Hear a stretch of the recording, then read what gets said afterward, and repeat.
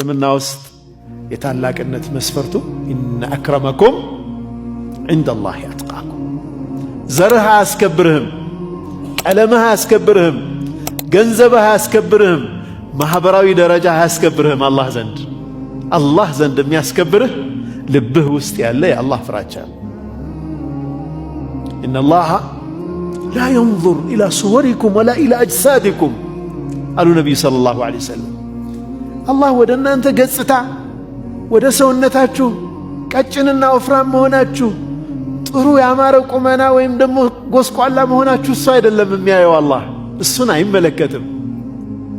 ወላኪን የንዙሩ ኢላ ቁሉቢኩም አዕማሊኩም፣ ወደ ልቦናችሁና ወደ ስራችሁ ይመለከታል አሉ ነቢ ሰለላሁ ዐለይሂ ወሰለም። በዚህ መልኩ እንግዲህ አንዱን ሀብታም አንዱን ደሃ፣ አንዱን ከፍ አንዱን ዝቅ አድርገን አንዱ ወደ አንዱ እንዲከጃጀል አድርገን ፈተን ነው አለ አላህ። ሁሉም አንድ አይነት ቢሆን ማን ከማን ይፈልጋልና መፈላለጉ ውስጥ ፈተናን አደረግን አለ አላህ።